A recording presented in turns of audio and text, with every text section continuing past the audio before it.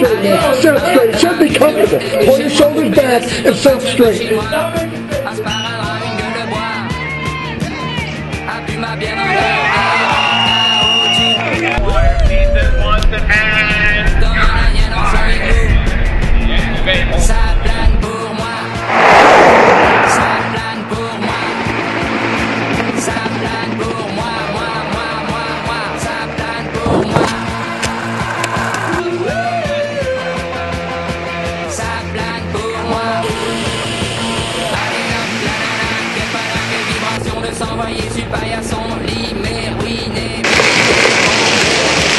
Tonight. You are the king of the divan. Et me dit en passant. I am the king of the divan. Ça plane pour moi. Ça plane pour moi. Coastguard. Ça plane pour moi.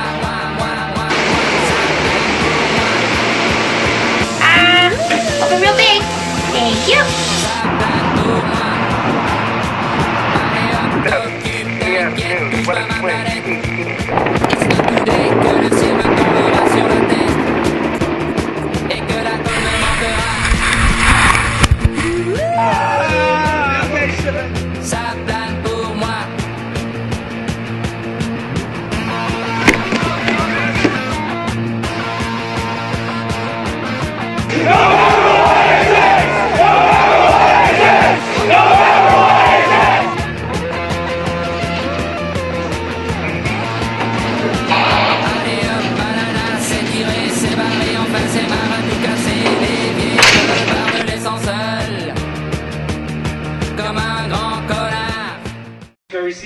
It starts out like a normal Coast Guard graduation ceremony. Hey, once long to the U.S. Marines. Please put it down! Please put it down!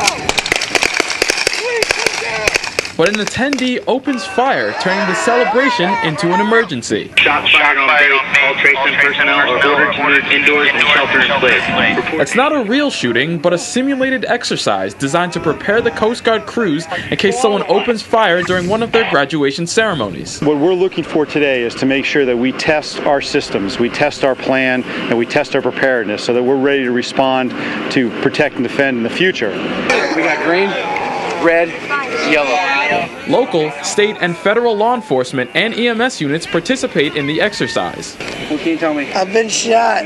Recruits simulate injuries and EMS teams must tend to them. Stay right here, keep as much pressure as you can right here, okay?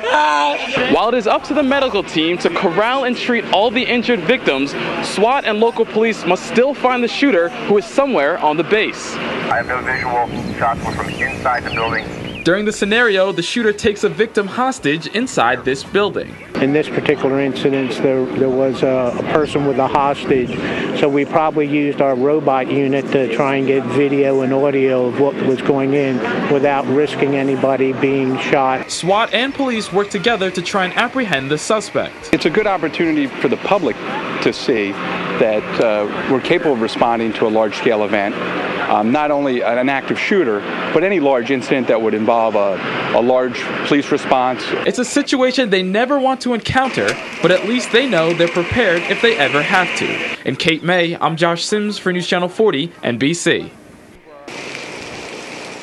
It was a sight that many local residents have never seen before. Trees burning away right in their own backyard. Never this close to us. The forest fire was spotted off the Black Horse Pike in Hamilton Township after heavy smoke was seen coming from that area early Thursday morning. It was like barreling thick black smoke.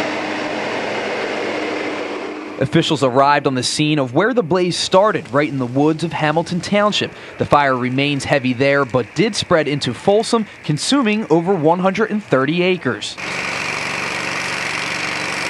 Right now we're working on putting containments around this, the entire fire, getting it boxed in and burning it in, getting a good safe line around the fire.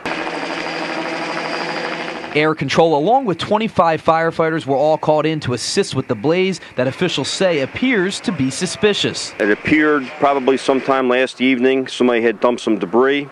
The debris was set on fire, and that escaped into the woods. No residents have been evacuated, and officials are confident that they have the 138-acre fire under control and burning exactly the way they want it. We're doing everything we can. We have plenty of units out here patrolling it, and we're hopeful it's going to stay within our containment lines. They don't seem to be too worried about it, so thank goodness. Now, officials say this area has not burned since 1986, which they say is an extremely long time. What they are hoping to do is keep the fire contained over in this area and prevent it from jumping over here, which is something they will continue to work on over the next few days. Reporting in Hamilton Township, Rick Ritter, News Channel 40, NBC.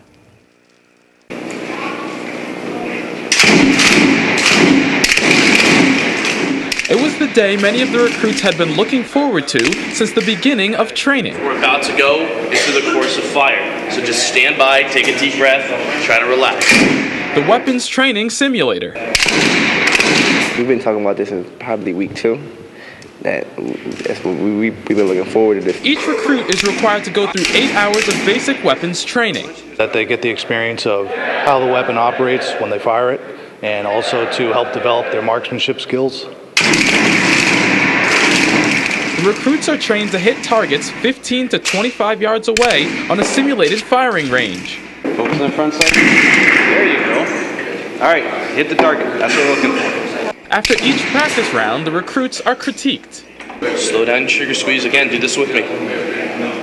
Smooth and steady trigger squeeze. Once they feel comfortable, they begin the test. Line is ready. Some recruits pass, and others, like myself, need a little more practice. It's all about repetition. Do the same thing every single time. Control your stance, your trigger squeeze, and your grip. Those who excel at weapons training have a chance to pursue a career in the Coast Guard where they can put those skills to the test. The main reason why I joined the Coast Guard, I actually wanted to get into maritime enforcement, so this is going to play a very important role. Well, I'm looking into maritime enforcement. I want to be able to protect our country, and if need be, I'd prefer to avoid it, but if I have to resort to using something, I'd rather know how to use it. But for others, it was reassurance to pursue a Coast Guard career where they would not be armed. I really don't like guns too much, so this whole aspect of boot camp is a little tough for me because I'm not really into it as much as everyone else is. The weapons simulator just behind me is considered basic training for each one of the recruits. Once they've completed training and are stationed at their new operational unit, they will once again go through training on a live fire course, this time using real guns and ammo. Point to the muzzle. Good job. Chamber. All right. As part of the training, the recruits also spend time in the classroom learning the different parts of the gun, what each part does, and how to take apart and reassemble a weapon. And while it's not as action-packed as the weapons simulator, the recruits understand the importance of safely handling a loaded weapon. If you don't know what does what, and you go out and it seems like you're just doing it, somebody can get hurt. That's a live weapon. That's a weapon. That's a lethal weapon. In Cape May, I'm Josh Sims for News Channel 40, NBC.